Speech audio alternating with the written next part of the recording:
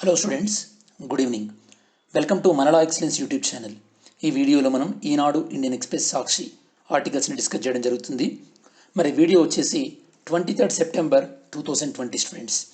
Actually last 1-2 days కొద్దిగా నేను busy ఉండడం వల్ల మీ డౌట్స్, నేను మీకు ఇదివరకు డౌట్స్ కార్నర్ ఏదైతే ఉండదో నేను మీకు డౌట్స్ చెప్పలేకపోతున్నా. ఒకసారి నేను మీ డౌట్స్ క్లారిఫై చేస్తాను స్టూడెంట్స్, ప్రాబ్లం ఏం లేదు.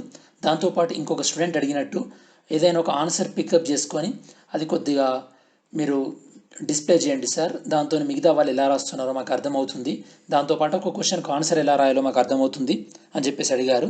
అది కూడా చేద్దాం స్టూడెంట్స్, ప్రాబ్లం ఏం లేదు.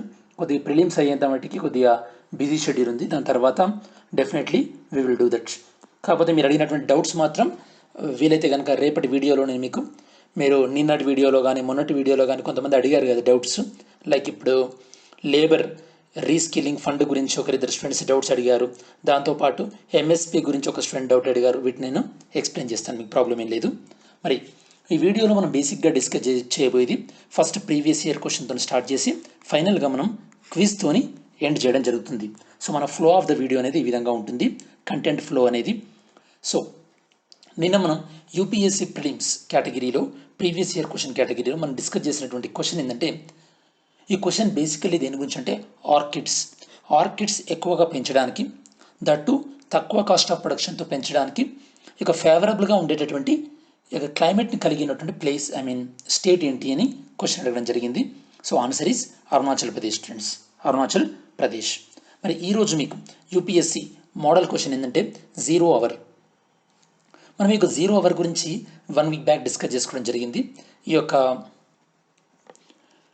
ఇప్పుడు జరుగుతున్నటువంటి మాన్సూన్ సెషన్లో ఈ యొక్క జీరో అవర్ డ్యూరేషన్ని తగ్గించడం జరిగింది, దాంతోపాటు క్వశ్చన్ అవర్ని తీసివేయడం జరిగింది అని కూడా మనం డిస్కస్ చేసాం. మరి ఈ పాయింట్ ఆఫ్ వ్యూలో జీరో అవర్కి సంబంధించినటువంటి రిలేటెడ్ టు జీరో అవర్ ఏ స్టేట్మెంట్ రైట్ అనేది మీరు ఆన్సర్ చేయండి స్టూడెంట్స్. సో దీని తర్వాత ఈరోజు మీకు అసైన్మెంట్ ఏంటంటే, discuss about environmental impact assessment, EIA అంటే ఏంది, what are the challenges associated with the ఈఐఏకి రిలేటెడ్ అయినటువంటి ఛాలెంజెస్ ఏంటి, నేను మీకు ఇది ఈరోజు వీడియోలో ఎక్స్ప్లెయిన్ చేస్తాను, జాగ్రత్తగా విని అది రాయండి. ఈరోజు మనం ఎడిటోరియల్లో డిస్కస్ చేయబోతుంది 3 ఆర్టికల్స్ స్టూడెంట్స్. ఈ 3 ఆర్టికల్స్ కూడా మనకి ఈరోజు ఈనాడు న్యూస్ పేపర్లో వచ్చాయి. ఫస్ట్ వన్ ఏంటంటే డిజిటల్ ఎడ్యుకేషన్స్ గురించి, ఇది మనం ఒక త్రీ వీక్స్ బ్యాక్ డిస్కస్ చేసాం, మళ్ళీ ఒకసారి మనం చెక్ చేద్దాం. రెండవది ఎన్విరాన్మెంట్ ఇంపాక్ట్ అసెస్మెంట్ గురించి. మూడవది ఈ యొక్క గవర్నమెంట్ హెల్త్ గురించి, పబ్లిక్ హెల్త్ ఇన్ఫ్రాస్ట్రక్చర్ గురించి. దెన్ వన్ లైనర్స్లో మనం ఈ యొక్క 5 న్యూస్ ఆర్టికల్స్ని డిస్కస్ చేయడం జరుగుతుంది వన్ లైనర్స్లో. So without any delay first will discuss about the digital inequalities, digital అంతరాల అవాంతరాలు. అసలు మనకి యొక్క కోవిడ్ నేపథ్యంలో ఈ యొక్క డిజిటల్ ఎడ్యుకేషన్లో మనకు ఎదురవుతున్నటువంటి ఛాలెంజెస్ ఏ విధంగా ఉన్నాయని మనం చూద్దాం. ఇది మనకి ఈరోజు ఈనాడులో వచ్చినటువంటి ఆర్టికల్ స్టూడెంట్స్. సో ఒక సేఫ్ డిజిటల్ ఎడ్యుకేషన్లో ఉండాల్సినటువంటి ఎలిమెంట్స్ ఏంటి అనేవి మీరు ఈ స్లైడ్లో చూడవచ్చు. అంటే ఒక డిజిటల్ ఎడ్యుకేషన్ ఈ ఆబ్జెక్టివ్స్ అన్నిటిని మీట్ అవ్వగలగాలి. ఏంటది? ప్రైవసీ మేనేజ్మెంట్, అంటే డేటా ప్రైవసీ కానీ, ఈ యొక్క స్టూడెంట్స్లో క్రిటికల్ థింకింగ్ని ఎంకరేజ్ చేయడం కానీ, లేదా ఈ యొక్క డిజిటల్ ఫుట్ ప్రింట్ మేనేజ్మెంట్, అంటే ఈ యొక్క రియల్ లైఫ్ కండిషన్స్ని డిజిటల్ వేలో ఈజీగా అర్థమయ్యేటట్టు చెప్పడం, దాంతోపాటు డిజిటల్ ఎంపతి, లైక్ అంటే మనం వేరే వాళ్ళ పైన ఎలాంటి ఒక హ్యూమన్ నేచర్ని కలిగి ఉండాలని అలాంటివి నేర్పించడం, దాంతోపాటు సైబర్ సెక్యూరిటీ మేనేజ్మెంట్. నేను ఇదివరకు చెప్పినప్పుడు ఎప్పుడైతే కనుక మనకు డిజిటల్ అనేది మనకి లైఫ్లో ఎంటర్ అవుతుందో అప్పుడు మనకి సైబర్ సెక్యూరిటీ ఇష్యూస్ అనేవి కూడా వస్తుంటాయి అన్నమాట. అందులో one of the main issue ఏంటంటే సైబర్ బులియింగ్, అంటే ఆన్లైన్లో వేధించడం కానీ, టీజింగ్ చేయడం కానీ. ఇది దాంతోపాటు స్క్రీన్ టైం మేనేజ్మెంట్, అంటే ఒక స్టూడెంట్ ఎంతసేపు ఈ యొక్క ల్యాప్టాప్ ఉంది కానీ, మొబైల్ని కానీ ఐడియల్గా ఉపయోగించవచ్చు అని చెప్పేసి. ఫైనల్గా ఏంటంటే డిజిటల్ సిటిజన్ ఐడెంటిటీ, అంటే ఈ యొక్క ఆన్లైన్ ఇన్ఫర్మేషన్కి కానీ, దాంతోపాటు క్లాస్ రూమ్ ఆఫ్లైన్ ఇన్ఫర్మేషన్కి ఒక కోఆర్డినేషన్ ఉండే విధంగా చూసుకోవడం. సో ఇవన్నీ కూడా బేసిక్ ఎలిమెంట్స్ స్టూడెంట్స్. జస్ట్ మీకు ఒక ఓవరాల్ ఐడియా ఉంటే సరిపోతుంది. ముందు మనం ఇంట్రడక్షన్లోకి వెళ్తే కనుక, ఈ యొక్క కోవిడ్ వల్ల ఈ యొక్క ఎడ్యుకేషన్ సెక్టార్, విద్యారంగం అనేది తీవ్రమైనటువంటి సంక్షోభాన్ని ఎదుర్కొంటుంది. దీనివల్ల ఏమైంది, ఎడ్యుకేషన్ ఇన్స్టిట్యూట్స్ చాలా మట్టుకి క్లోజ్ అయిపోయినాయి స్టూడెంట్స్. దానివల్ల ఈ యొక్క ఆన్లైన్ ఎడ్యుకేషన్ అనేది ఈ యొక్క ఆన్లైన్ ఎడ్యుకేషన్ యొక్క అవసరం అనేది పడింది మనకి. ఈ ఎడ్యుకేషన్ ఇన్స్టిట్యూట్స్ ఆల్మోస్ట్ ఆల్ 2020 లేదా ఎర్లీ 2021 వరకు కూడా పూర్తి స్థాయిలో స్టార్ట్ అయ్యేటటువంటి అవకాశం లేదు. మరి ఈ ఛాలెంజెస్ నేపథ్యంలో అసలు ఆన్లైన్ ఎడ్యుకేషన్ ఎలాంటి సవాళ్ళు ఎదుర్కొంటుంది, మరి వాటిని ఏ విధంగా పరిష్కరించుకోవచ్చు అని మనం డిస్కస్ చేయడం జరుగుతుంది స్టూడెంట్స్. ఎప్పుడైనా గుర్తుపెట్టుకోండి, ఈ యొక్క డిజిటల్ ఎడ్యుకేషన్ అంటే ఓన్లీ ఒక లెసన్స్ని వీడియో ఫార్మాట్లోనే ఇవ్వడం కాదు. లెసన్స్ చెప్పడంతో పాటు అసలు స్టూడెంట్స్కి కావాల్సినటువంటి ప్రాపర్ ప్లాట్ఫామ్ అందజేయడం, అంటే వాళ్ళ నెక్స్ట్ మళ్ళీ లెసన్ని ఈజీగా యాక్సెస్ చేసుకునే విధంగా, దాంతోపాటు వాళ్ళ కంటెంట్ అనేది వాళ్ళకి ఈజీగా అర్థమయ్యేటటువంటి విషయం ఇవ్వడం కానీ, దాంతోపాటు వాళ్ళకు ఈ యొక్క డిజిటల్ ఇన్ఫ్రాస్ట్రక్చర్ ప్రొవైడ్ చేయడం కానీ, డిజిటల్ ఇన్ఫ్రాస్ట్రక్చర్ అంటే లైక్ ట్యాబ్స్ కానీ ల్యాప్టాప్స్ కానీ అవి ప్రొవైడ్ చేయడం కానీ, ఇలాంటివి ఎంతో అవసరం స్టూడెంట్స్. మరి ఇప్పుడు మనం డిజిటల్ ఎడ్యుకేషన్లో ఎదుర్కొంటున్నటువంటి సవాల్ ఏంటో చూద్దాం. ఫస్ట్ వన్ ఏంటంటే, మనకి 2011 సెన్సస్ ఏం చెప్తుందంటే, ఈ యొక్క 71% ఆఫ్ ద హౌస్ హోల్డ్స్ అంటే కుటుంబాలు, అంటే ఇందులో ముగ్గురు లేదా అంతకన్నా ఎక్కువ ఉన్న వాళ్ళు, వీళ్ళు కేవలం 2 రూమ్లు లేదా అంతకన్నా తక్కువలోనే ఉంటున్నారన్నమాట. ఇండియా మొత్తం మీద 71% పీపుల్ ఇంట్లో 3 to 4 మెంబర్స్ ఉన్నారు, కాకపోతే వీళ్ళకు 2 రూమ్స్ లేదా 1 రూమ్లోనే వీళ్ళు ఉంటున్నారు. ఇలా రూరల్లో 74% ఉంటున్నారు, అర్బన్లో 64% ఉంది. మరి ఇలాంటి ఛాలెంజింగ్ సిచ్యువేషన్లో ఈ యొక్క ఎలాంటి డిస్టర్బెన్స్ లేనటువంటి ఈ యొక్క యాంబియన్స్ అంటే ఈ యొక్క ఆ యొక్క ఎన్విరాన్మెంట్ని క్రియేట్ చేయడం అనేది చాలా ఛాలెంజింగ్. ఇంటి దగ్గర ఉండి చదువుకోవడం, ఎందుకంటే వాళ్ళకి సపరేట్ స్టడీ రూమ్ లేనప్పుడు. దాంతోపాటు ఇంటర్నెట్ పెనిట్రేషన్ కూడా మన భారతదేశంలో లేదు. ఇదే విధంగా అంటే NSSO national sample survey data వీళ్ళ దాని ప్రకారం 2017-18 వీళ్ళు ఏం చెప్తున్నారంటే, only 42% of the urban and 50% of the rural people, అంటే ఇంత పర్సంటేజ్ మాత్రమే వీళ్ళకి ఇంటర్నెట్ యాక్సెస్ ఉంది అన్నమాట. ఇందులో కూడా మళ్ళీ లాస్ట్ 30 డేస్ అంటే ఈ సర్వే చేసినప్పుడు ఇంటర్నెట్ ఉపయోగిస్తున్న వాళ్ళ సంఖ్య ఇంతకన్నా తక్కువ ఉంది. అంటే రఫ్లీగా అర్బన్ ఏరియాలో 40% పీపుల్కి ఇంటర్నెట్ కనెక్షన్ ఉంది, రూరల్ ఏరియాలో కేవలం 15% మాత్రమే ఇంటర్నెట్ కనెక్షన్ ఉంది. ఇది ఒక challenge infrastructure point of view. So దీనివల్ల ఏమవుతుంది, దీనివల్ల మన భారతదేశంలోని ఆల్మోస్ట్ ఆల్ 2/3 చిల్డ్రన్ ఈ యొక్క ఆన్లైన్ ఎడ్యుకేషన్ పరిధిలోకి రాకుండా పోతున్నారు. మరి ఇది ఎక్కువ ఎవరిని ప్రభావితం చేసే అవకాశం ఉంది, ఇది ఎక్కువగా ఈ యొక్క మార్జినలైజ్డ్ అంటే ఎవరైతే కనుక ఈ యొక్క పేద పిల్లలు ఉంటారో, దాంతోపాటు ఈ యొక్క లోవర్ క్యాస్ట్ డిస్క్రిమినేషన్ గురైన వాళ్ళు, వీళ్ళు ఎక్కువగా బాధపడే అవకాశం ఉంటుంది. ఇదేంటి, ఇది మనకి ఇంటర్నెట్ పాయింట్ ఆఫ్ వ్యూలో. ఫస్ట్ మనం డిస్కస్ చేసింది స్టడీ రూమ్ లేకపోవడం, సెకండ్ మనం డిస్కస్ చేసింది ఇంటర్నెట్ పాయింట్ ఆఫ్ వ్యూలో.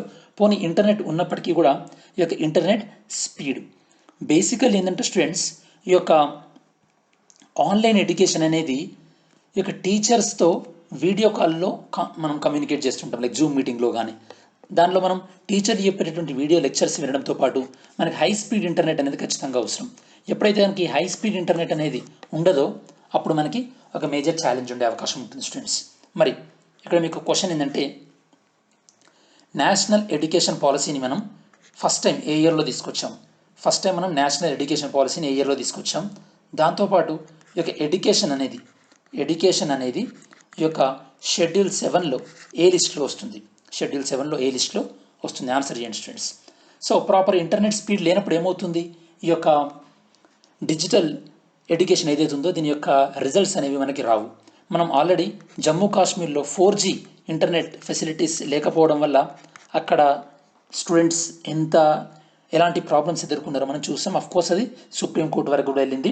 సుప్రీంకోర్టు హోమ్ మినిస్ట్రీ వాళ్ళని అడగడము, హోమ్ మినిస్ట్రీ వాళ్ళు ఎక్స్పెరిమెంటల్గా జమ్మూలో ఒక డిస్టిక్లో, దాంతోపాటు కాశ్మీర్లో ఇంకొక డిస్టిక్లో కూడా ఇంటర్నెట్ని స్టార్ట్ చేయడం జరిగింది, 4G ఇంటర్నెట్ని స్టార్ట్ చేయడం జరిగింది.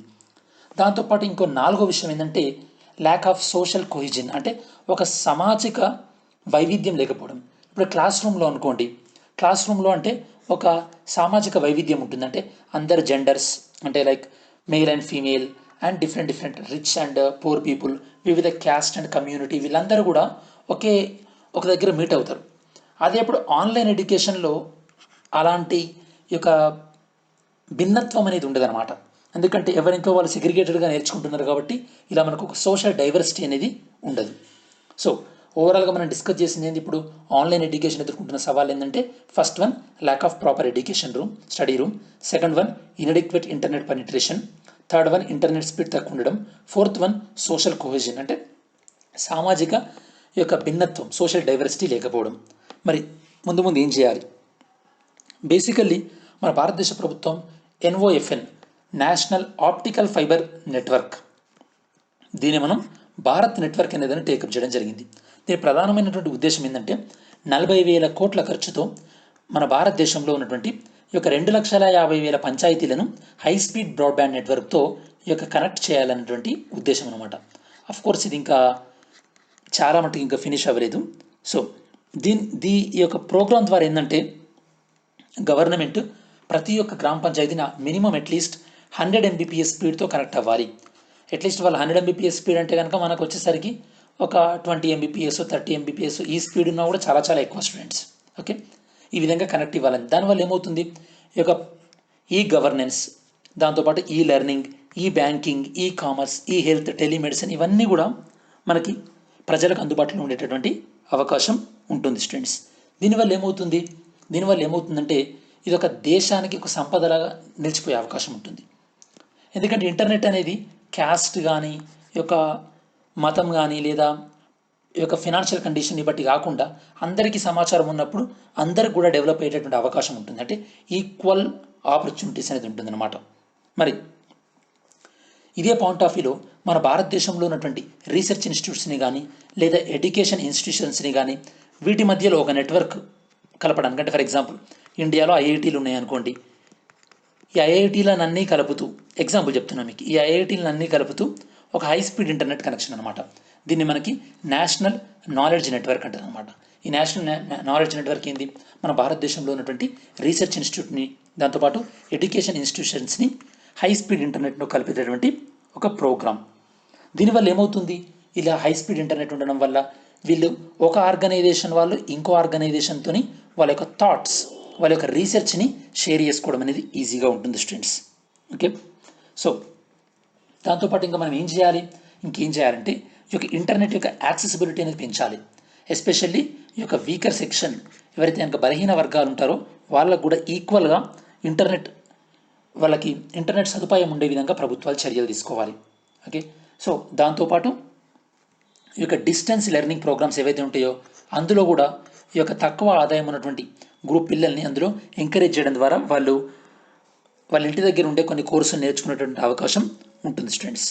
సో మరి teachers point of view government ఏం చేయాలంటే ఈ యొక్క టీచర్స్కి, దాంతోపాటు ఎస్పెషల్లీ స్టూడెంట్స్కి కూడా ఈ డిజిటల్ ప్లాట్ఫామ్స్ ఫ్రీగా అవైలబుల్ ఉండే విధంగా ప్రభుత్వం చర్యలు తీసుకోవాలి. లైక్ కొన్ని ఎవరైతే కనుక గవర్నమెంట్ స్కూళ్ళలో ఉన్న వాళ్ళకి లైక్ స్మార్ట్ ఫోన్స్ డిస్ట్రిబ్యూట్ చేయడం కానీ, లేదా ల్యాప్టాప్ డిస్ట్రిబ్యూట్ చేయడం కానీ, లేదా కోవిడ్ అయిపోయిన తర్వాత స్కూల్ స్టార్ట్ అయిన తర్వాత స్కూళ్ళల్లో కంప్యూటర్ ల్యాబ్స్ ఏర్పాటు చేయడం కానీ క్వాలిటీగా, ఇవన్నీ కూడా చేసినట్టు ఏమవుతుందంటే లాంగ్ రన్లో భవిష్యత్తులో ఇలాంటి కోవిడ్ లాంటి పరిస్థితులు వచ్చినప్పుడు కూడా మనం ఈజీగా ఎదుర్కొనే అవకాశం ఉంటుంది స్టూడెంట్స్. సో ఫైనల్ కంక్లూజన్ ఏంటంటే ఈ యొక్క ఆన్లైన్ టీచింగ్లు దీన్ని మనం మెచ్చుకోదగ్గది. కాకపోతే ఆన్లైన్ ఈ యొక్క ఎడ్యుకేషన్ అనేది కేవలం ఈ యొక్క ఫేస్ టు ఫేస్ ఎడ్యుకేషన్కి ఒక సపోర్ట్ లాగా మాత్రమే ఉపయోగపడుతుంది. కంప్లీట్గా టీచర్ బేస్డ్ ఎడ్యుకేషన్ నుండి డిజిటల్ ఎడ్యుకేషన్కి మనం వెళ్ళాలంటే భవిష్యత్తులో చాలా ఎఫర్ట్స్ పెట్టవలసి ఉంటుంది. అప్పుడే అందరికీ అందుబాటులో అన్ని వేళలా నాణ్యమైనటువంటి ఈ యొక్క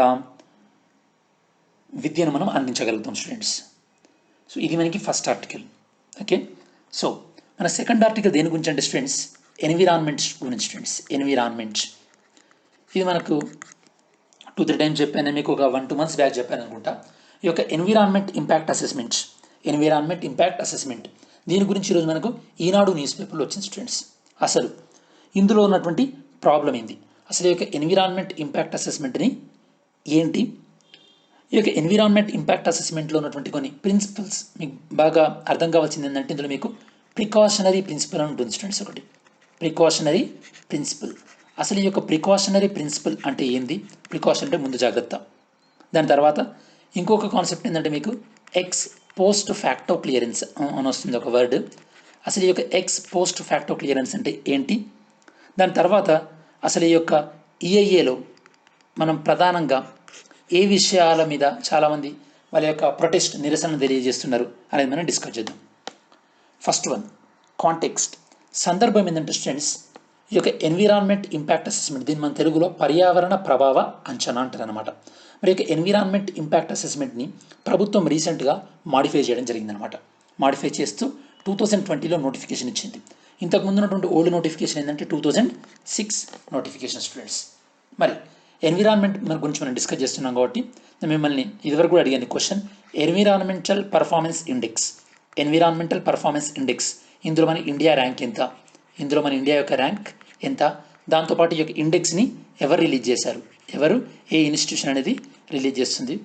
ఈ యొక్క సెకండ్ క్వశ్చన్ ఏంటంటే, ఈ యొక్క ఎన్విరాన్మెంట్ అనేది ఎవరి కంట్రోల్లో ఉంటుంది, షెడ్యూల్ 7లో అంటే యూనియన్ లిస్ట్లో ఉంటుందా లేదా స్టేట్ లిస్ట్ రాష్ట్ర జాబితాలో ఉంటుందా? ఆన్సర్ చేయండి students, very very important. Then మనం అసలు ఎన్విరాన్మెంట్ ఇంపాక్ట్ అసెస్మెంట్ ఈఐఏ అసలు ఈ ప్రాసెస్ ఏంది, దీన్ని అర్థం చేసుకోవడానికి ట్రై చేద్దాం. ఈ ప్రాసెస్ ఏంటంటే స్టూడెంట్స్, ఏదైనా ఒక ప్రాజెక్ట్ మనం స్టార్ట్ చేసేటప్పుడు ఆ ప్రాజెక్ట్ యొక్క పర్యావరణం పైన దాని యొక్క ప్రభావం ఏంది, ఎన్విరాన్మెంట్ ఇంపాక్ట్, దానివల్ల ఈ యొక్క కలిగేటటువంటి నెగిటివ్ ఎఫెక్ట్ ఏంది, ఆ ప్రాజెక్ట్ వల్ల కలిగేటటువంటి నెగిటివ్ ఎఫెక్ట్ ఏంది, దాన్ని మనం అంచనా వేయడానికి చేసేటటువంటి స్టడీని ఈఐఏ అంటారు, ఎన్విరాన్మెంట్ ఇంపాక్ట్ అసెస్మెంట్. మీకు ఎప్పుడైనా ఎగ్జామ్లో అడిగితే ఎన్విరాన్మెంట్ ఇంపాక్ట్ అసెస్మెంట్కి ఏదైనా చట్టపరమైనటువంటి ఈ యొక్క వ్యాలిడిటీ ఉందా అంటే కోర్స్ ఇది చట్టబద్ధంగా కూడా మన భారతదేశంలో దీనికి చట్టబద్ధమైనటువంటి అధికారాలు ఉన్నాయి. దీనికి ఈ యొక్క స్టాచ్యూటరీ పవర్స్ ఎక్కడి నుండి వస్తాయంటే మనకి ఎన్విరాన్మెంట్ ప్రొటెక్షన్ యాక్ట్, మనం ఎన్విరాన్మెంట్ ప్రొటెక్షన్ యాక్ట్ 1986 ఒకటి తీసుకున్నాం. ఆ చట్టం నుండి ఈ యొక్క ఈఐఏకి పవర్స్ అనేది వస్తుంటాయి స్టూడెంట్స్.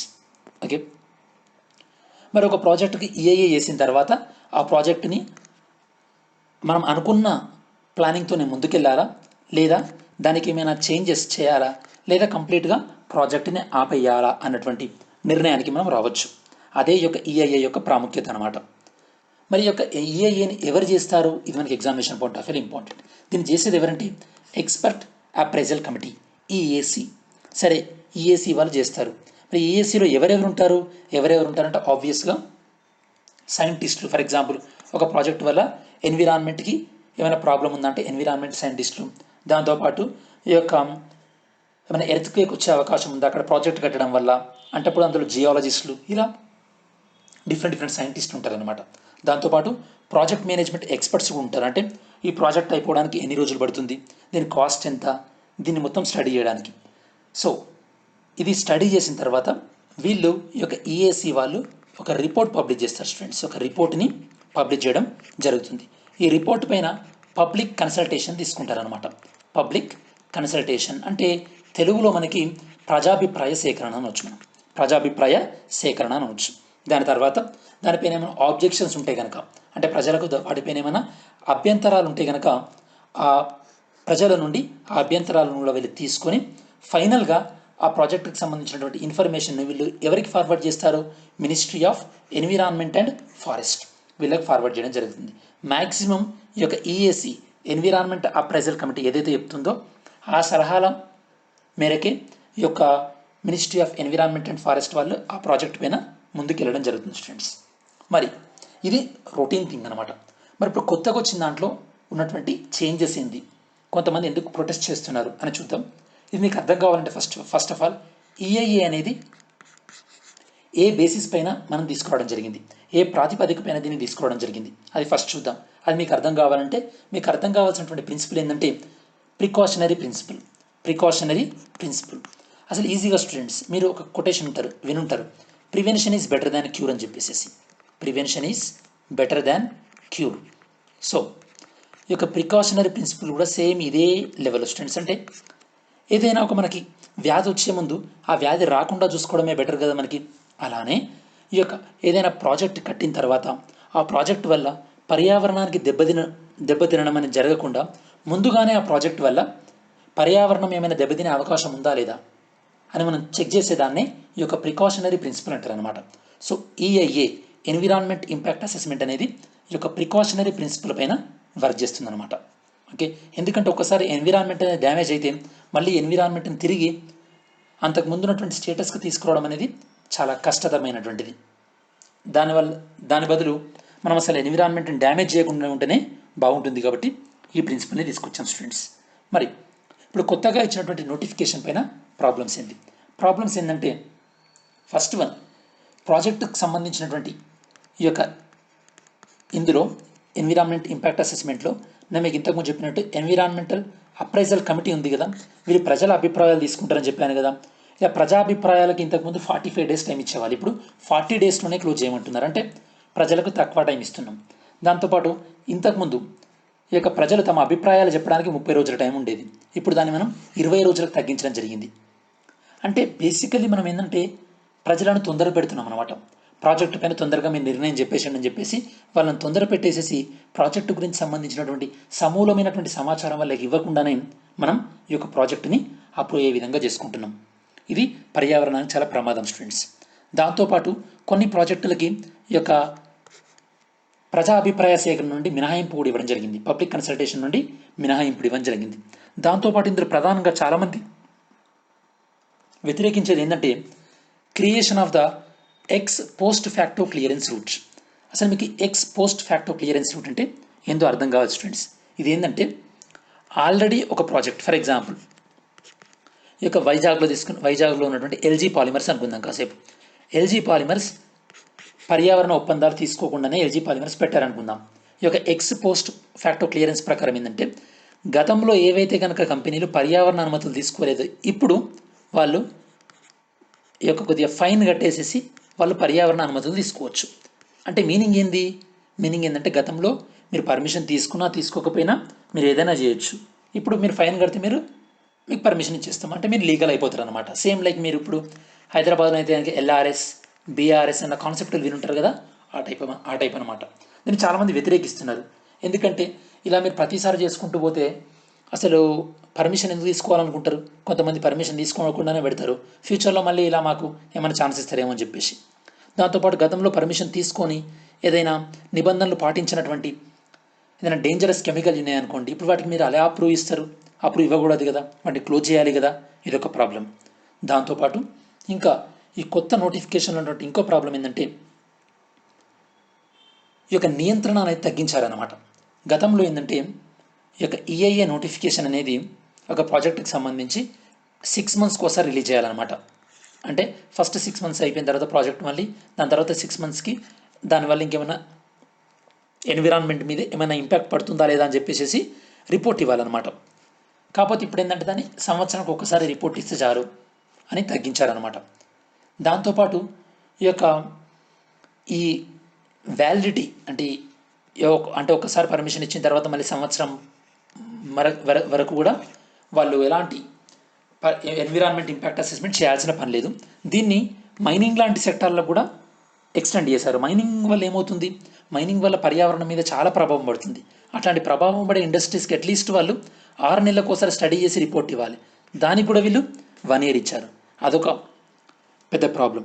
దాంతోపాటు ఈ ఈఐఏ యొక్క పరిధిని కూడా తగ్గించారనమాట. అంటే మీనింగ్ ఏంది, ఇదివరకు ఈఐఏకి మినహాయింపుగా కొన్ని ఉండేవి. ఎట్లా అంటే ఫర్ ఎగ్జాంపుల్ డిఫెన్స్ కానీ లేదా నేషనల్ సెక్యూరిటీ కానీ ఇట్లాంటి ఇండస్ట్రీస్ ఇట్లాంటి వాటికి ఈఐఏ అవసరం లేదు. మనం కూడా అర్థం చేసుకోవచ్చు, ఎందుకంటే అవి దేశ భద్రతకు సంబంధించినవి కాబట్టి. అవి పర్యావరణ ఒప్పందాల విషయంలో లేట్ అయిపోయి వాటికి పర్మిషన్ రాలేదనుకోండి ప్రాబ్లం అవుతుంది.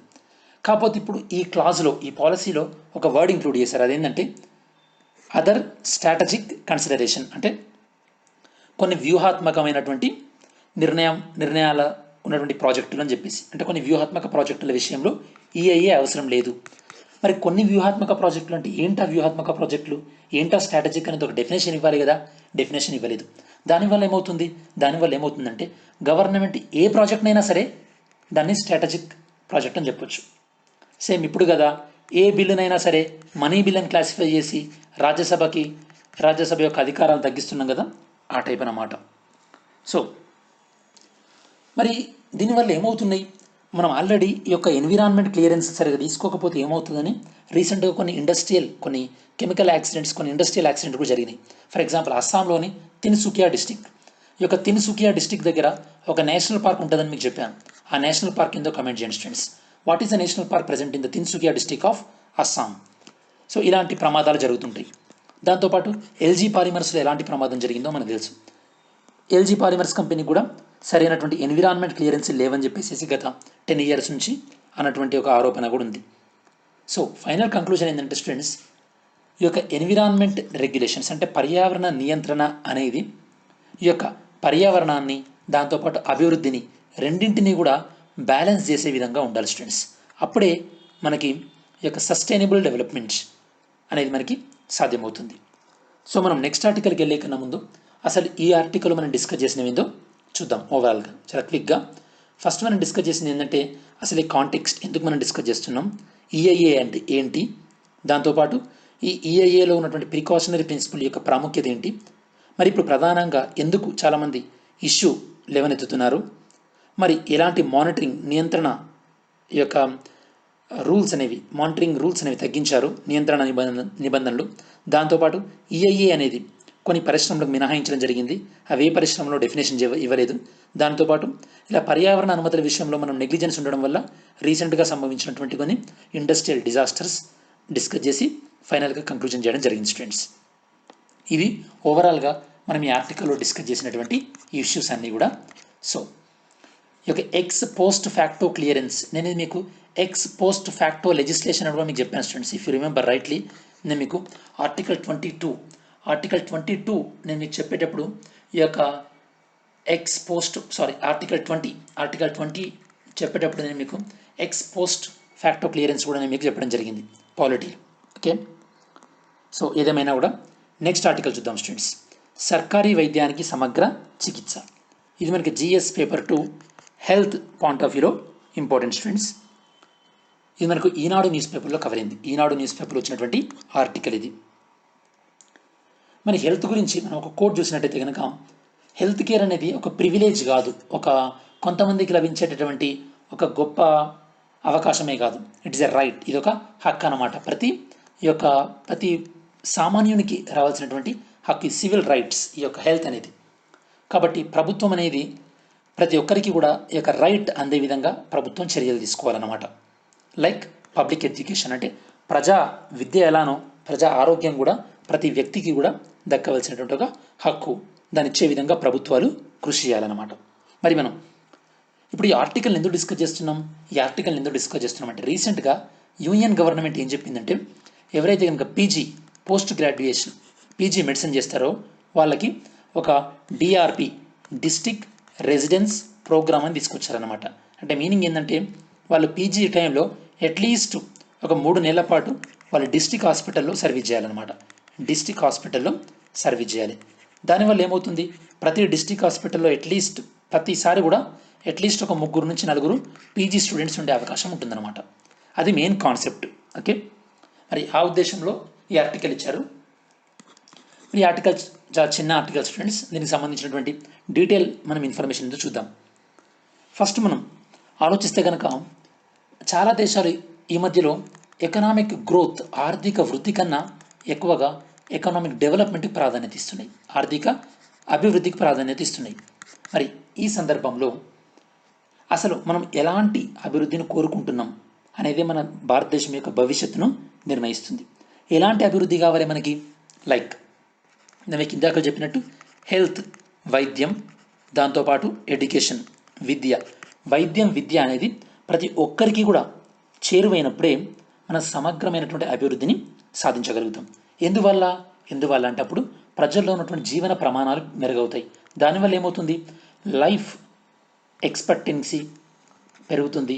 దాంతోపాటు క్వాలిటీ ఆఫ్ లైఫ్ పెరుగుతుంది. దాంతోపాటు ఒక సమాజంలోని మనుషులు హెల్తీగా ఉన్నప్పుడే వాళ్ళ ప్రొడక్టివిటీ, ఉత్పాదకత పెరుగుతుంది స్టూడెంట్స్. ప్రొడక్టివిటీ ఎక్కువ పెరుగుతుంది, అప్పుడు మనం ఎక్కువ ఇన్కమ్ని ఎర్న్ చేయగలుగుతాం. దానివల్ల ఏమవుతుంది, వాళ్ళ యొక్క పర్చేసింగ్ పవర్ పెరుగుతుంది. పెరిగితే ఏమవుతుంది స్టూడెంట్స్, ఎకానమీ అనేది ఈ యొక్క ఎంకరేజ్ చేయడానికి అవకాశం ఉంది. కాబట్టి ఒక నాణ్యమైనటువంటి ఆరోగ్యం అనేది ఒక ఆర్థిక వ్యవస్థలో ఎంతటి ప్రముఖ పాత్ర పోషిస్తుందో మనం అర్థం చేసుకోవచ్చు. మరి మన భారతదేశంలోని ఆరోగ్య రంగం ప్రస్తుతం ఎలా ఉందో చూసినట్టయితే కనుక, ఈ యొక్క కరోనా అనేది మన భారతదేశ ప్రజా ఆరోగ్య వ్యవస్థ అనేది ఎంత ప్రిపేర్గా లేదు అని మనకు అర్థమవుతుంది స్టూడెంట్స్. కరోనా వల్ల ఎంతమంది ఎన్ని ఇబ్బందులు పడారో తెలుసు. ఇలా ఎందుకు జరిగిందంటే బేసికల్లీ మనం హెల్త్ పైన జీడిపిలో చేస్తున్నటువంటి ఖర్చు చాలా తక్కువ. బోత్ మనం public health and private health రెండు తీసుకుంటే కనుక మనం ఖర్చు చేస్తుంది కేవలం జీడిపిలో 3.6% మాత్రమే. పబ్లిక్ ప్రైవేట్ రెండు కలిపితే. ఓన్లీ పబ్లిక్ అయితే కనుక మనం ఖర్చు చేస్తుంది కేవలం 1.28% మాత్రమే. మనం పక్కన ఉన్నటువంటి చైనాతో కంపేర్ చేస్తే కనుక చైనా వాళ్ళ జీడిపిలో 6.36% ఖర్చు చేస్తున్నారు స్టూడెంట్స్, ఓన్లీ గవర్నమెంట్లో. అంటే ఈ యొక్క ఆరోగ్యం పైన వాళ్ళు ఎంత ఖర్చు పెడుతున్నారో మనకు అర్థమవుతుంది. దాంతోపాటు మనం ఈ యొక్క నాణ్యమైన మరియు అన్ని వేళలా అందుబాటులో ఉండేటటువంటి వైద్య సేవల విషయంలో, అంటే నాణ్యమైన అంటే క్వాలిటీ, అన్ని వేళలా అందుబాటులో ఉండేటటువంటి అంటే accessible health care all time. ఈ ఇండెక్స్లో మన ఇండియా ర్యాంక్ ఎంత అంటే 145 ర్యాంక్. అంటే మన భారతదేశంలో ఇలాంటి హెల్త్ ఫెసిలిటీస్ ఎంత తక్కువ స్థాయిలో ఉన్నాయో మనకి అర్థమవుతుంది స్టూడెంట్స్. దాంతోపాటు మన భారతదేశంలో ప్రజలు ఎక్కువగా ఖర్చు చేసేది ఏంటంటే రోగ చికిత్స కోసం ఖర్చు చేస్తున్నారు. ఫర్ ఎగ్జాంపుల్ ఒక డిసీజ్ ఉందనుకోండి, పోలియో అనేది డిసీజ్ ఉందనుకోండి, లేదా లైక్ మీసిల్స్ అని కానీ, లేదా ఏదైనా ఒక డిసీజ్ ఉందనుకోండి, ఆ డిసీజ్కి వ్యాక్సిన్ ఉంది, లేదా ఆ డిసీజ్ వచ్చిన తర్వాత ట్రీట్మెంట్ ఉంది. బేసికలీ మనము ట్రీట్మెంట్ ఖర్చు పెట్టాలా, వ్యాక్సిన్ ఖర్చు పెట్టాలా? వ్యాక్సిన్ ఖర్చు పెట్టామనుకోండి డిసీజ్ రాదు, అప్పుడు దాని ప్రొడక్టివిటీ బాగుంటుంది, ఖర్చు తక్కువ ఉంటుంది. అంతెందుకండి, ఇప్పుడు మనం యొక్క కోవిడ్ చూద్దాం. కోవిడ్ మనకు ట్రీట్మెంట్ కావాలా, వ్యాక్సిన్ కావాలంటే మనం ఏమంటాం? వ్యాక్సిన్ కావాలంటాం. ఎందుకంటే డిసీజ్ రాకుండా చేయడం ఇంపార్టెంట్ కదా. మరి మన ఇండియా మొత్తం మీద మనం ఈ యొక్క డిసీజ్ రాకుండా చేసేటటువంటి ఖర్చు అంటే వ్యాక్సిన్ల మీద వేసే ఖర్చు కేవలం ఎంత అంట? కేవలం అప్రాక్సిమేట్ 10%. మరి రిమైనింగ్ మొత్తం మనం ఖర్చు చేసేది ఎప్పుడు? డిసీజ్ వచ్చిన తర్వాత దానికి ట్రీట్మెంట్ ఖర్చు పెడుతున్నాం. అంటే దీనివల్ల ఎంతమంది ప్రజలు వాళ్ళు పావర్టీ లైన్ దిగువకు జారిపోతున్నారు, అంటే ఎంతమంది ప్రజలు పేదవాళ్ళుగా అయిపోతున్నారో మీరు అర్థం చేసుకోవచ్చు. ఈ యొక్క వరల్డ్ హెల్త్ ఆర్గనైజేషన్ లెక్కల ప్రకారం ఏంటంటే మన భారతదేశంలో సుమారు 47 కోట్ల మందికి ఈ యొక్క మెడిసిన్స్ అనేవి అందుబాటు ధరలో లేవు.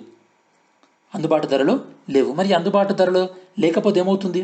లేకపోతే ఏంటంటే మన భారతదేశంలో ఫర్ ఎగ్జాంపుల్ ఒక పర్సన్కి 100 రూపాయలు ఖర్చు అయితే హాస్పిటల్లో అందులో 70 రూపాయలు ఆల్మోస్ట్ ఆల్ మెడిసిన్స్తోనే ఉంది. మరి ఇవి అందుబాటులో లేకపోతే ఏమవుతుంది? చాలామంది ప్రజలు వాళ్ళ జేబులో నుండి, అవుట్ ఆఫ్ ద పాకెట్ జేబులో నుండి ఖర్చు పెట్టుకోవాల్సి ఉంటుంది. అప్పుడు ఏమవుతుంది? చాలామంది పేదరికంలోకి వెళ్ళిపోతారు. ఇది జరగద్దంటే ఒకటి హెల్త్ కాస్ట్ అనేది తక్కువ కావాలి, ఇంకొకటి ప్రతి ఒక్కరు కూడా సామాజిక భద్రత, సోషల్ సెక్యూరిటీ అనేది ఉండాలి. సామాజిక భద్రత ఈ రెండు విషయాలు చాలా చాలా ఇంపార్టెంట్ స్టూడెంట్స్. దాంతోపాటు మనం ఖర్చు పెట్టే దాంట్లో ఎక్కువ మొత్తం ఈ యొక్క ప్రాథమిక ఆరోగ్యం మీద ఖర్చు పెట్టాలి. ఎందుకంటే ఈ యొక్క ప్రైమరీ హెల్త్ సెంటర్స్ పిహెచ్సి ఇవి ప్రజలకు అందుబాటులో ఉండేవి. మనం వీటిని బాగా పటిష్టపరిస్తే కనుక ఇవి ప్రజలకు బాగా సేవ అందించగలుగుతాయి. కాబట్టి ఇప్పుడు మనం ప్రాథమిక ఆరోగ్య కేంద్రాల మీద చేస్తున్నటువంటి ఎంత కేవలం 30%. ఇవి ఇంప్రూవ్ చేసుకోవాలి. దాంతోపాటు మన భారతదేశంలో 135 కోట్ల జనాభాలో కేవలం 27% మాత్రమే హెల్త్ ఇన్సూరెన్స్ ఉంది. ఈ యొక్క హెల్త్ ఇన్సూరెన్స్ని కూడా పెంపొందించాలి. ఈ చర్యలు తీసుకోవాలి స్టూడెంట్స్. అంటే ఇవి ప్రస్తుతం మన భారతదేశ ఆరోగ్య రంగం ఎదుర్కొంటున్నటువంటి సవాళ్ళు, లేదా మన ఆరోగ్య రంగం యొక్క పరిస్థితి అని చెప్పొచ్చు. మరి ముందు ఎలాంటి చర్యలు తీసుకోవడం ద్వారా ఈ కండిషన్ మనం మెరుగుపరచవచ్చు? ఎలాంటి చర్యలు తీసుకోవడం ద్వారా నేను మీకు ఇందాక చెప్పినట్టు ప్రభుత్వాల యొక్క ప్రైమరీ హెల్త్ సిస్టమ్ అంటే ప్రాథమిక స్థాయి వైద్య వ్యవస్థ పైన దృష్టి పెట్టాలి, దాన్ని పటిష్టపరచాలి. అందులో ఉన్నటువంటి వైద్య సిబ్బంది యొక్క నియామకాలు నియమించాలంటే డాక్టర్స్ అయినా సరే, లేదా రిమైనింగ్ స్టాఫ్ నర్స్ అయినా సరే, ఫార్మసిస్ట్ అయినా సరే వీళ్ళని అపాయింట్ చేయాలి. దాంతోపాటు ఈ యొక్క ప్రతి డిస్టిక్లో ఒక గవర్నమెంట్ మెడికల్ కాలేజీని ఏర్పాటు చేసి ఆ డిస్ట్రిక్ట్లో ఉన్నటువంటి యూత్ ఎవరైతే క్వాలిఫైడ్ యూత్ అవుతారో, లైక్ నీట్లో కానీ ఎంసెట్ ఇట్లాంటి ఎగ్జామ్లలో ఎవరైతే మెరిట్ ఉంటారో వాళ్ళకి ఆ దగ్గరలో ఉన్నటువంటి మెడికల్ కాలేజీలో సీట్ వచ్చే విధంగా చేయడం ద్వారా, అంటే వాళ్ళు అందులో సీటు తీసుకుంటే వాళ్ళకి ఎక్కువ వెయిటేజ్ ఇవ్వడం, అలా చేయడం ద్వారా ఏంటంటే వాళ్ళు అక్కడే మనం సర్వే చేసే విధంగా ఎంకరేజ్ చేయొచ్చు. దాంతోపాటు ఇందాకనే మీకు చెప్పినట్టు ఇండియాలో హెల్త్ ఇన్సూరెన్స్ యొక్క కవరేజ్ని పెంచాలి. చాలామందికి హెల్త్ స్క్రీనింగ్ చేయాలంటే పల్లెటూళ్ళల్లో ఈ యొక్క ప్రభుత్వం పల్లెటూళ్ళలోకి వెళ్ళి హెల్త్ స్క్రీనింగ్ చేయడం ద్వారా ఏంటంటే వాళ్ళకి ఏమైనా వ్యాధులు వస్తుంటే కనుక ముందుగానే కనిపెట్టి మనం ట్రీట్మెంట్ ఇవ్వచ్చు అనమాట. అంటే దానివల్ల ఏంది, ఈ యొక్క రోగ నిరోధకత మీద చికిత్స పైన మనం కాన్సన్ట్రేట్ చేయొచ్చు. దీన్ని మనం ఇంగ్లీష్లో ప్రొఫైలాక్టిక్ ట్రీట్మెంట్ అంటారు అనమాట, అంటే వ్యాధి రాకుండా చేయడం. దాంతోపాటు మరి ఇలా ప్రజలందరికీ మనం చికిత్స చేసి వాళ్ళ డేటాను మెయింటైన్ చేస్తున్నప్పుడు మనం ఈ యొక్క వ్యక్తుల యొక్క పర్సనల్ డేటా కూడా వాళ్ళ డేటా మిస్లీడ్ కాకుండా చూసుకోవాలి. ఎందుకంటే మన ప్రభుత్వం ఇప్పుడు నేషనల్ డిజిటల్ హెల్త్ మిషన్ అన్న కాన్సెప్ట్ కూడా తీసుకొస్తుంది. ఈ నేషనల్ డిజిటల్ హెల్త్ మిషన్లో కూడా ప్రతి ఒక్కరికి ఒక ఆధార్ లాగా ఐడి కార్డు ఇవ్వడము, మన ఇన్ఫర్మేషన్ ఏ హాస్పిటల్లోనైనా ఉంటుంది, ఇలాంటివి తీసుకొస్తున్నప్పుడు ఇన్ఫర్మేషన్ చాలా ప్రైవసీగా ఉంచాల్సిన బాధ్యత ప్రభుత్వాలపైన ఉంది. దాంతోపాటు ఇప్పుడు హెల్త్ అనేది స్టేట్ లిస్ట్లో ఉంది. దీన్ని ఏమైనా కాంకరెంట్ లిస్ట్ ఉమ్మడి జాబితాలోకి మార్చే అవకాశం ఉందో లేదో ఆలోచించాలి. దాంతోపాటు నేను మీకు ఇందాక చెప్పినట్టు ఎసెన్షియల్ మెడిసిన్స్ని ప్రైస్ కంట్రోల్ తీసుకురావాలి, ధరల నియంత్రణ తీసుకురావాలి. అందుకోసం మనం మీరు అబ్జర్వేషన్ ఉంటారు స్టూడెంట్స్,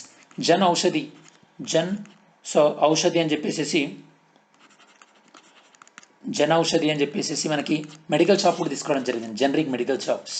ఓకే, అది కూడా ఈ కాన్సెప్ట్ ప్రకారం అనమాట. సో ఫైనల్ కంక్లూజన్ ఏంటంటే చెప్పేది, మన భారతదేశానికి అనువైనటువంటి వ్యవస్థ ఎలా ఉండాలో ఆల్రెడీ మనకి కేరళలో కనిపిస్తుంది. కేరళ మోడల్ని మనం తీసుకొని అట్టడుగు స్థాయి దాకా ప్రాథమిక స్థాయిలో ఆసుపత్రిని మనం స్ట్రెంథెన్ చేసి, అంటే పటిష్టీకరించినప్పుడు ఏమవుతుందంటే, అలా చేసి గ్రామ స్థాయిలో, మండల స్థాయిలో, జిల్లా స్థాయిలో ఉన్నటువంటి ఆసుపత్రుల మధ్యలో మనం కోఆర్డినేషన్, సమన్వయం సాధించినప్పుడే మనం ప్రజలకు మెరుగైనటువంటి వైద్యాన్ని అందించగలుగుతాం స్టూడెంట్స్. ఓకే, సో ఈ 3 ఎడిటోరియల్కి సంబంధించి మీకు ఏం డౌట్ ఉన్నా కూడా కమెంట్ చేయండి స్టూడెంట్స్. నెక్స్ట్ మనం డిస్కస్ చేయబోయేది ఏంటంటే వన్ లైనర్స్. యాజ్ యూజువల్గా ఈ వన్ లైనర్స్ మనం డిఫరెంట్ న్యూస్ పేపర్ నుండి కవర్ చేయడం జరుగుతుంది. First one, Rajya Sabha deputy chairman faces no confidence motion. Rajya Sabha deputy chairman పైన అవిశ్వాస తీర్మానాన్ని ప్రవేశపెట్టడం జరిగింది. ఎన్ని parties? 12 opposition parties Rajya Sabha chairman పైన. ఎందుకంటే ఫామ్ బిల్, వ్యవసాయ బిల్లుల గురించి జరిగినటువంటి కాంట్రవర్సీలో 8 మంది సభ్యుల్ని సస్పెండ్ కూడా అయ్యారని నేను మీకు వీడియోలో చెప్పాను కదా. ఆ సందర్భంలో మరి రాజ్యసభ చైర్మన్ ఏం చేశారంటే, వ్యవసాయ బిల్లులపైన ఓటింగ్ కండక్ట్ చేయకుండా, అంటే ప్రతి ఇండివిజువల్కి ఓటింగ్ చెప్పాను కదా మీకు, ఇండివిజువల్ ఓటింగ్ ఉంటే ఎవరు బిల్ని యాక్సెప్ట్ చేస్తున్నారు, ఎవరు బిల్ని రిజెక్ట్ చేస్తున్నారు, ఎవరు ఓటింగ్లో పార్టిసిపేట్ చేయలేదని ఉంటుంది. అలా కాకుండా వైస్ చైర్మన్ ఏం చేశారంటే వాయిస్ ఓటింగ్కి వెళ్ళారనమాట. వాయిస్ ఓటింగ్కి వెళ్ళడం జరిగింది.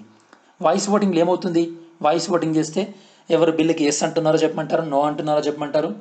సో ఎస్ అన్న వాళ్ళు ఎక్కువ ఉన్నారని చెప్పేసి బిల్ అప్రూవ్డ్ అంటారు అనమాట. దీన్ని మనం మోజువాని ఓటింగ్ అని అంటారు, వాయిస్ ఓటింగ్. దీనివల్ల ఏమవుతుంది, అసలు ఇప్పుడు కాన్సెప్ట్ ఏంటంటే, రాజ్యసభలో ఎన్డీఏకి మెజారిటీ లేనప్పుడు బిల్లులు ఎలా పాస్ అయ్యాయి అనేటువంటి క్వశ్చన్. ఒకవేళ ఓటు పైన డివిజన్, అంటే ఇండివిజువల్ ఓటింగ్ పెడితే కనుక బిల్లులు పాస్ అయ్యేవి కాదు అని చెప్పేసి ప్రతిపక్షాలు చేస్తున్నటువంటి ఆందోళన అనమాట. మరి ఈ సందర్భంలో మన భారతదేశ రాజ్యాంగంలోని ఆర్టికల్ 90 ఉపయోగించి డిప్యూటీ చైర్మన్ పైన అవిశ్వాస తీర్మానం పెట్టడం జరిగింది.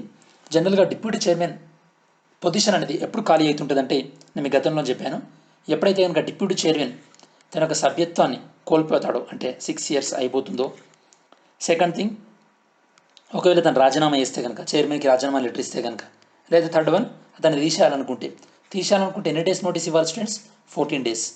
ఇప్పుడు డిప్యూటీ చైర్మన్ తీసేద్దామని నోటీస్ ఇచ్చాం కదా 14 days ముందు. చైర్మన్ చెప్పిన లాజిక్ ఏంటంటే, వెంకయ్యనాయుడు గారు చెప్పిన లాజిక్, సభ 14 రోజులు ఇంకా నడిచేది అవకాశం లేదు కాబట్టి నేను రిజెక్ట్ చేస్తున్నా అన్నారు.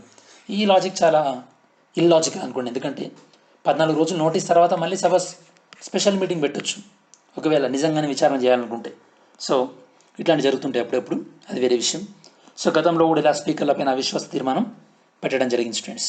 ఒకటి బాగా గుర్తుపెట్టుకోండి, డిప్యూటీ చైర్మన్ ఎప్పుడు కూడా చైర్మన్కి సబార్డినేట్ కాదు. అంటే చైర్మన్ కింద డిప్యూటీ చైర్మన్ పనిచేస్తాడని కాదు, ఇద్దరికి కూడా సమానమైనటువంటి అధికారాలు ఉంటాయి స్టూడెంట్స్. మీరు ఇన్ఫర్మేషన్ ఈ స్లైడ్స్లో చూడొచ్చు, తర్వాత నోట్స్ చెక్ చేసుకోండి స్టూడెంట్స్. సెకండ్ వన్, అభ్యాస్, పరీక్షా విజయం. అసలు ఈ అభ్యాస్ ఏంటంటే, ఫర్ ఎగ్జాంపుల్ మిసైల్, మనకు క్షిపణులు ఉన్నాయి, మనం పరీక్షిస్తాం కదా.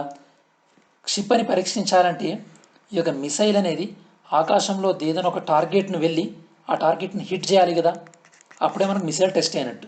మరి టార్గెట్ ఏంది? ఆ టార్గెటే అభ్యాస్ అనమాట. ఆ టార్గెట్లుగా మనం ఉపయోగించుకునే దాన్ని ఏమంటాం? మనం అభ్యాస్ అంటాం స్టూడెంట్స్. సో అభ్యాస్, దీన్ని మనం ఏమంటామంటే high speed expendable aerial target, heat అని కూడా అంటారు. అభ్యాస్, హీట్. దీని అభ్యాసం డెవలప్ చేసింది ఎవరు? DRDO వాళ్ళు. దీన్ని ఎక్కడ పరీక్షించారు? అభ్యాస్ని బాలాసోర్లో పరీక్షించడం జరిగింది. ఇది సెకండ్ టైం పరీక్షించడం. ఇంతకుముందు 2019లో కూడా పరీక్షించారు.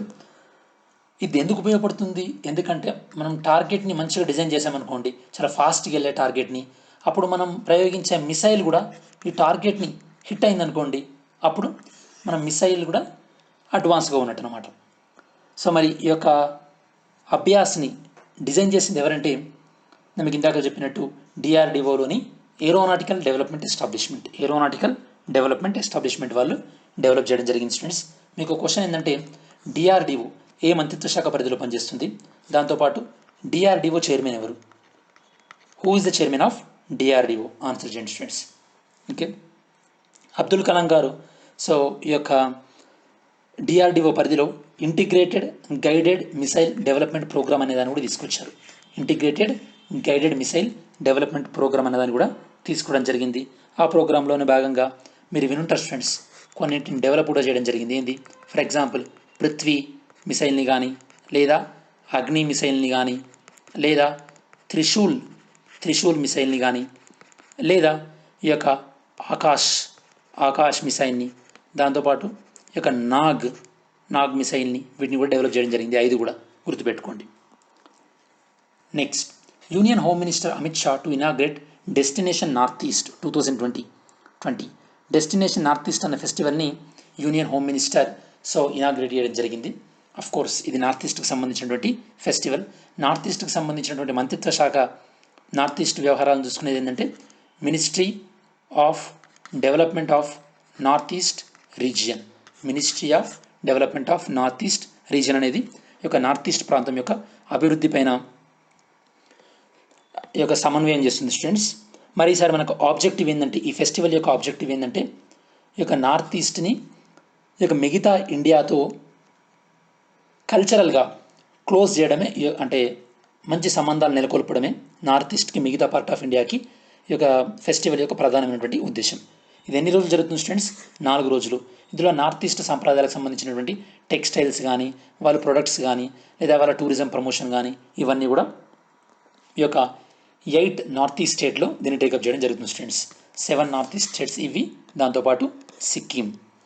ఈ నార్త్ ఈస్ట్ స్టేట్స్ అన్నీ కూడా, ఈ 8 స్టేట్స్ కూడా నార్త్ ఈస్ట్ కౌన్సిల్ అనే దాన్ని కూడా ఏర్పాటు చేసుకున్నాయి. ఈ నార్త్ ఈస్ట్ కౌన్సిల్ యొక్క ప్రధానమైనటువంటి ఉద్దేశం ఏంటంటే నార్త్ ఈస్ట్ రీజియన్ యొక్క సోషల్ డెవలప్మెంట్ అండ్ ఎకనామిక్ డెవలప్మెంట్ని తీసుకురావడమే స్టూడెంట్స్. ఎకనామిక్ డెవలప్మెంట్ని తీసుకురావడమే ప్రధానమైనటువంటి ఉద్దేశం. మరి ఈ 2020 యొక్క ఫెస్టివల్ యొక్క ప్రధానమైన ఫోకస్ ఏంటంటే ఈ యొక్క ద ఎమర్జింగ్ డిలైట్ఫుల్ డెస్టినేషన్, అంటే నార్త్ ఈస్ట్లో ఉన్నటువంటి డెస్టినేషన్ల గురించి చెప్పడం అనమాట. దీన్ని ఈసారి మనం విర్చువల్గా ఆన్లైన్లో చేసుకుంటున్నాం స్టూడెంట్స్, ఎందుకంటే కోవిడ్ వల్ల 27 నుంచి 30 సెప్టెంబర్ వరకు దీన్ని క్యారీ చేయడం జరుగుతుంది. నార్త్ ఈస్ట్ అంటే మీకు గుర్తుండాలని మీకు రీసెంట్గా చెప్పాను. సో మీరు జాగ్రత్త చెప్పండి స్టూడెంట్స్, నార్త్ ఈస్ట్లో రీసెంట్గా ఏ స్టేట్ తమని కూడా 6th షెడ్యూల్లో ఇంక్లూడ్ చేయాలి, చేయాలని డిమాండ్ చేసింది. Which state of the north east recently demanded that they should be included in the 6th schedule? Very very important, answer చేయండి స్టూడెంట్స్. 6th షెడ్యూల్లో ఆల్రెడీ ఇక అస్సాం, మేఘాలయ, త్రిపుర, మిజోరాం 4 రాష్ట్రాలు ఉన్నాయి. రీసెంట్గా ఇంకో రాష్ట్రం కూడా మమ్మల్ని 6th షెడ్యూల్లో ఇంక్లూడ్ చేయండి అని అడిగారనమాట. Next one, national forensic science university bill, దీన్ని అప్రూవ్ అయింది. నిన్న రాజ్యసభలో ఎడ్యుకేషన్ ఇన్స్టిట్యూషన్కి సంబంధించి ఒక 2-3 బిల్లులు అప్లై అయినాయి. అవి అంతకుముందు లోక్సభలో కూడా ఇక అప్రూవ్ అవ్వడం జరిగింది. అంటే నథింగ్ బట్ పార్లమెంట్ అప్రూవ్ చేసిందని మీనింగ్ అనమాట. సో మన బిల్ ఏందో చూద్దాం. ఒకటి ఫస్ట్ వన్ ఏంటంటే ఈ యొక్క national forensic sciences university bill 2020, దీన్ని రాజ్యసభ అప్రూవ్ చేయడం జరిగింది. ఈ బిల్లు ప్రకారం ఇక గుజరాత్లో ఫోరెన్సిక్ సైన్సెస్ యూనివర్సిటీని ఏర్పాటు చేయబోతున్న స్టూడెంట్స్ గాంధీనగర్లో. ఓకే, దాంతోపాటు ఈ బిల్ ప్రకారం Lok Nayak Jayaprakash Narayan national institute of criminology and forensic sciences న్యూఢిల్లీలో కూడా ఏర్పాటు చేయబోతున్న స్టూడెంట్స్. ఓకే, అసలు ఫోరెన్సిక్ సైన్స్ యొక్క ప్రాముఖ్యత ఏంటి స్టూడెంట్స్? ఏంటంటే ఫోరెన్సిక్ నిపుణులు ఎక్కువ ఉన్నట్టయితే కనుక క్రైమ్ అనేవి తొందరగా సాల్వ్ అవుతుంది. దానివల్ల క్రిమినల్ జస్టిస్ అనేది తొందరగా వచ్చే అవకాశం ఉంది. ఎక్కువ సంవత్సరాలు కేసులు పెండింగ్లో ఉండవన్నమాట. దాంతోపాటు ఇంకో బిల్లు కూడా అప్రూవ్ అయిన స్టూడెంట్స్, అది ఏంటంటే రాష్ట్రీయ రక్షా యూనివర్సిటీ బిల్. ఓకే, ఈ బిల్ ఏం చేస్తుందంటే ఈ యొక్క పోలీస్ దాంట్లో కానీ, సైబర్ సెక్యూరిటీలో కానీ, లేదా కోస్టల్ అంటే తీర ప్రాంత పోలీసింగ్ వీటిపైన రీసెర్చ్ చేస్తుంది ఈ యూనివర్సిటీ అనేది, ఈ యొక్క రాష్ట్రీయ రక్షా యూనివర్సిటీ అనేది. దీన్ని కూడా గుజరాత్లోనే ఎస్టాబ్లిష్ చేస్తుంది స్టూడెంట్స్. నెక్స్ట్, నెక్స్ట్ ఇంకో బిల్ పాస్ చేసింది రాజ్యసభ, ఏంటంటే 5 చోట్ల ట్రిపుల్ ఐటీలను సెటప్ చేస్తున్నారు స్టూడెంట్స్. అవి ఏంటంటే సూరత్, భోపాల్, బగల్పూర్, అగర్తల అండ్ రాయచూర్. ఇక్కడ ఈ యొక్క 5 ట్రిపుల్ ఐటీలను వీటికి ట్రిపుల్ ఐటీగా వీటిని రికగ్నైజ్ చేస్తూ ఈ యొక్క Indian institute of information technology law amendment బిల్ని అప్రూవ్ చేయడం జరిగింది స్టూడెంట్స్. ఇది స్టూడెంట్స్ ఓవరాల్గా ఈ యొక్క లోక్సభలో రాజ్యసభలో ఉన్నటువంటి ఎడ్యుకేషన్ ఇన్స్టిట్యూషన్కి సంబంధించినటువంటి బిల్స్. నెక్స్ట్ ఫైనల్ వన్ ఏంటంటే ఈరోజు మనకి వరల్డ్ రైనో డే అనమాట. World rhino day. రైనో అంటే ఖడ్గమృగం. మన బేసిక్గా ప్రపంచవ్యాప్తంగా 5 రకాలైనటువంటి రైనోస్ ఉంటాయి స్టూడెంట్స్. 5 రకాలైనటువంటి రైనోస్ ఉంటాయి. ఇందులో మనకి ఇండియన్ రైనోసిరస్ చూడొచ్చు మీరు ఇక్కడ. దాంతోపాటు ఇక్కడ white rhinoceros, Sumatran rhino, black rhino, Javan rhino, మొత్తం 5 రకాలైనటువంటి రైనో ఉంటుంది. మనం సింగిల్ హార్న్ రైనో అని కూడా అంటుంటారు అనమాట. సో మరి ఈ వరల్డ్ రైనో అనేది ఏ కేటగిరీలో ఉంది? ఒక్కొక్కటి ఏ కేటగిరీలో ఉంది. మీకు జనరల్గా నేను మీకు ఇదివరకు IUCN లిస్ట్ అని చెప్పాను మీకు. ఈ IUCN లిస్ట్ ప్రకారం ఈ కేటగిరీలు ఉంటాయి మనకి. లీస్ట్ థ్రెటెండా, నియర్ థ్రెటెండా, వల్నరబులా, ఇట్లాంటి కేటగిరీస్ ఉంటాయి అనమాట. మరి ఏ రైనో ఏ కేటగిరీ అనేది చూద్దాం ఒకసారి. వరల్డ్ రైనో డేని మనం ఎప్పుడు సెలబ్రేట్ చేసుకుంటున్నాం స్టూడెంట్స్? 22 సెప్టెంబర్ రోజు సెలబ్రేట్ చేసుకుంటున్నాం. ప్రపంచవ్యాప్తంగా ఎన్ని రైనో స్పీసీస్ని గుర్తించాం? 5 రైనో స్పీసీస్. మరి దీన్ని ఎవరు ఫస్ట్ టైం ఫాలో అవ్వడం జరిగింది? వరల్డ్ వైల్డ్ లైఫ్ ఫండ్ వాళ్ళు, సౌత్ ఆఫ్రికా డివిజన్ వాళ్ళు 2010లో ఈ యొక్క వరల్డ్ రైనో డేని ఫాలో అయ్యారనమాట. మరి ప్రపంచవ్యాప్తంగా ఉన్నటువంటి 5 రకాల రైనోస్ ఏంటంటే ఈ మీరు ఇక్కడ స్లైడ్లో చూడొచ్చు స్టూడెంట్స్. ఫస్ట్ 3 ఏంటంటే IUCNలో క్రిటికల్లీ ఎండేంజర్డ్. మనం ఇక్కడ ఇందులో చూసినట్టయితే కనుక క్రిటికల్లీ ఎండేంజర్డ్ తర్వాత నెక్స్ట్ స్టేజ్ ఏంది? ఎక్స్టెంట్ ఇన్ వైల్డ్, అంటే ఇవి వైల్డ్లో ఉండవు అనమాట, అడవిలో ఉండవు నెక్స్ట్ స్టేజ్లో. దాని తర్వాత అసలుకే ఉండవు అనమాట. సో 3 క్రిటికల్లీ ఎండేంజర్డ్లో ఉన్నాయి. మిగతావి ఎక్కడ ఉన్నాయి చూద్దాం. White rhinos they are considered near threatened అంటే ఇక్కడ ఉంది స్టూడెంట్స్, నియర్ థ్రెటెండ్. నెక్స్ట్ ఇంకోటి ఏంటంటే వల్నరబుల్ స్టేటస్లో ఉన్నాయి ఇండియన్ రైనోస్ అనేవి. వన్ హార్న్ రైనో, దీన్ని ఇండియన్ రైనో అని అంటారు. ఇవి వల్నరబుల్ స్టేటస్లో ఉన్నాయి స్టూడెంట్స్. ఇవి ఓవరాల్గా క్లాసిఫికేషన్. మన ఇండియాలో almost all 90% of the rhinos అస్సాంలో ఉన్నాయి. ఈ 90%లో ఎక్కువ రైనోస్ అస్సాంలో ఎక్కడున్నాయి? మళ్ళీ కజీరంగా నేషనల్ పార్క్, దాంతోపాటు పోబితోరా వైల్డ్ లైఫ్ శాంక్చురీ, ఇక్కడ ఎక్కువగా రైనోస్ ఉన్నాయి. ఎంత ఎక్కువగా ఉన్నాయంటే ఇవి వాటి యొక్క క్యారింగ్ కెపాసిటీని రీచ్ అయినాయి స్టూడెంట్స్. క్యారింగ్ కెపాసిటీ అంటే ఒక ప్రాంతంలో ఉండాల్సినటువంటి మ్యాక్సిమం నెంబర్ ఆఫ్ యానిమల్స్ని క్యారింగ్ కెపాసిటీ అంటారు అనమాట. అంతకన్నా ఎక్కువ అక్కడ ఉండలేవన్నమాట. సో అస్సాంలో, భారతదేశంలోని 90% ఈ యొక్క రైనోస్ అస్సాంలో ఉంటే ఈ అస్సాంలో కూడా 90% ఈ యొక్క కజీరంగాలోనే ఉన్నాయన్నమాట. ఓవరాల్గా ఇండియాలో 80% ఆఫ్ ద రైనోస్ కజీరంగాలో ఉన్నాయి. కజీరంగాలో ఆల్మోస్ట్ ఆల్ 2400 రైనోస్ ఉన్నాయన్నమాట. మీరు అప్పుడప్పుడు బ్రహ్మపుత్ర రివర్ ఫ్లడ్స్ వచ్చినప్పుడు ఈ యొక్క కజీరంగా ఈ యొక్క రైనోస్ సురక్షిత ప్రాంతాలకు వెళ్తున్నాయని చెప్పేసి మీరు న్యూస్ పేపర్ ఆర్టికల్లో చూస్తుంటారు కూడా. ఇది స్టూడెంట్స్ ఓవరాల్గా వన్ లైనర్స్. మరి ఈరోజు మ్యాప్ యాక్టివిటీ చూసినట్టయితే కనుక ఫస్ట్ నిన్నటి మ్యాప్ యాక్టివిటీ ఏందో చూద్దాం.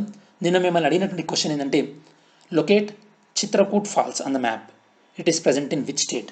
చిత్రకూట్ ఫాల్స్ అనేది మ్యాప్లో ఎక్కడుంది, ఇది ఏ రాష్ట్రంలో ఉంది? జాగ్రత్త విన్న స్టూడెంట్స్, ఇది మనం మొత్తం ఛత్తీస్గఢ్ తీసుకుంటే కనుక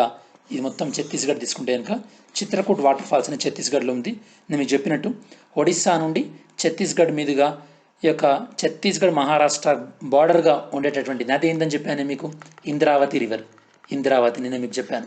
మరి ఈ ఇంద్రావతి రివర్ మీదనే ఈ యొక్క చిత్రకూట్ వాటర్ ఫాల్స్ అనేది ఉంది స్టూడెంట్స్. ఈరోజు మ్యాప్ క్వశ్చన్ ఏంటంటే locate Chitwan national park. Chitwan national park అనేది ఎక్కడుంది? ఆఫ్ కోర్స్ ఇది యునెస్కో వరల్డ్ హెరిటేజ్ సైట్ కూడా. సో ఎక్కడుందో ఆన్సర్ చేయండి స్టూడెంట్స్. మరి నిన్నటి క్వశ్చన్స్కి ఫస్ట్ ఆన్సర్స్ ఏందో చూద్దాం, దెన్ ఈరోజు క్విజ్ క్వశ్చన్స్ డిస్కస్ చేద్దాం. సో నిన్నటి క్విజ్కి ఆన్సర్స్ ఏంటంటే first one national food security mission, ఇందులో కవర్ కానటువంటి ఫుడ్ మెటీరియల్ ఏంటి? బనానా కవర్ అవ్వదు, మష్రూమ్ కవర్ అవ్వదు, 2, 3 రెండు కూడా కవర్ అవ్వదు. సో 2, 3 రెండు కవర్ అవ్వదు. 2 ఓన్లీ అంటున్నారు, ఇది రాంగ్. సో 2 కూడా ఉండాలి కాబట్టి సి కూడా రాంగే. 2, 3 బిలో ఉంది, డిలో ఉంది. 4th చూద్దాం students, roots and tuber crops, ఇవి కూడా అంటే క్యారెట్ ఇవి కూడా కవర్ అవ్వవు. సో 2, 3, 4 కవర్ అవ్వవు. So answer is D. 2, 3, 4 will not be covered. National food security mission, జాతీయ ఆహార భద్రత చట్టంలో బేసికలీ మనకి రైస్ ఒకటి, వీట్ ఒకటి, దాంతోపాటు ఈ యొక్క తృణధాన్యాలు ఇవి కవర్ అవుతాయి. Second one spice plus portal, ఇది దేనికి సంబంధించి, ఇది దేనికి సంబంధించిందంటే రాష్ట్రాల్లో ఈ యొక్క business, ease of doing business, వ్యాపార సానుకూలతను పెంచేటటువంటి index. So answer is A. Third one financial intelligence unit, దీనికి వీళ్ళకి సంబంధించి రైట్ ఆన్సర్ ఏంది? It is a independent body, స్వతంత్ర సంస్థ, right. It directly report to the economic intelligence council EIC headed by the finance minister, right students. It is mandatory for banks in India to give monthly cash transaction report to the financial intelligence unit on all the transaction above 10 lakhs. 10 lakhs above పైన ఉన్నటువంటి అన్ని ట్రాన్సాక్షన్స్ని కూడా బ్యాంకులు every month కూడా ఒకసారి వీళ్ళకి report ఇవ్వాలి, ఇది కూడా right. So answer is both 1 and 2. Fourth one national technical textile, మీరు బాగా గుర్తుపెట్టుకున్న స్టూడెంట్స్, మామూలు టెక్స్టైల్స్ వేరే, టెక్నికల్ టెక్స్టైల్స్ వేరే. టెక్నికల్ టెక్స్టైల్స్ అంటే మనం ఒక ప్రత్యేకమైనటువంటి అవసరాల కోసం ఈ టెక్స్టైల్స్ని మనం రూపొందిస్తాం. ఫర్ ఎగ్జాంపుల్ ఇప్పుడు స్పేస్, అంతరిక్షంలోకి వెళ్ళే వాళ్ళ కోసం తయారు చేసేటటువంటి ఈ యొక్క దుస్తుల్లో కానీ లేదా మిలిటరీలో కానీ వీళ్ళకు తయారు చేసేటటువంటి స్పెషల్ టెక్స్టైల్ని మనం టెక్నికల్ టెక్స్టైల్ అంటున్నమాట. ఇవి మామూలు అవసరాల కోసం కావు. So the focus of the mission is for developing the usage of textiles in various missions including strategic sector. నేను మీకు ఇంతకుముందు చెప్పినట్టు వ్యూహాత్మక రంగాలలో. First statement is right. Second statement technical textiles are textile materials and product manufactured primarily for aesthetic characters, అంటే beauty purpose కోసం మనం వీటిని చేస్తామా? లేదు students, not for beauty purpose, only strategic sectors. So our answer is 1 only students, A. Fifth one Komodo dragon, నిన్న మీకు చెప్పాను Komodo dragon గురించి. రైట్ ఆన్సర్ ఏంది? ఇది ఎర్త్ పైన ఉన్నటువంటి హెవియెస్ట్ లిజార్డ్, రైట్. ఇవి హార్ష్ క్లైమేట్, ఎక్స్ట్రీమ్ హీట్లో ఉంటాయి, ఇది కూడా రైట్. ఇండోనేషియాలో ఉంటాయి, అక్కడ చాలా ఎక్కువ హ్యూమిడిటీ ఉంటుంది, ఎందుకంటే అది ఇండోనేషియా అనేది ఈక్వెటార్కి దగ్గరలో ఉంటుంది కాబట్టి. Answer is C. డి ఏంటంటే Indian national space promotion and authorisation centre, దీనికి సంబంధించి నేను మీకు ఇదివరకు ఎక్స్ప్లెయిన్ చేశాను. ఇట్ ఫంక్షన్స్ అండర్ ఇస్రోలో ఉంది స్టూడెంట్స్, ఇది ఇస్రో కింద పనిచేయదు, డిపార్ట్మెంట్ ఆఫ్ స్పేస్ రీసెర్చ్ పరిధిలో పనిచేస్తుంది. First statement is wrong. It allow the activities of private companies in space, ఇది right students. Second statement is right. So answer is 2 only. ఈరోజు question లోక్పాల్కి సంబంధించినటువంటి రైట్ స్టేట్మెంట్ ఏంది పిక్ చేయండి. Second one O smart scheme, దీనికి సంబంధించినటువంటి right answer ఏంది? Third one epidemic disease bill సంబంధించి రైట్ ఆన్సర్ ఏంది? షెల్ కంపెనీలకు సంబంధించినటువంటి రైట్ స్టేట్మెంట్ ఏంది? ఫోర్త్ వన్ ఫెలూడా టెస్ట్, దేనికి సంబంధించింది? ఫెలూడా. సిక్స్త్ వన్ బ్రూసెల్లోసిస్, ఇది సో బ్రూసెల్లోసిస్ డిసీజ్కి సంబంధించినటువంటి రైట్ స్టేట్మెంట్ ఏంది? సో ఇవి స్టూడెంట్స్ ఓవరాల్గా ఈరోజు మన న్యూస్ ఆర్టికల్స్ అన్నీ కూడా.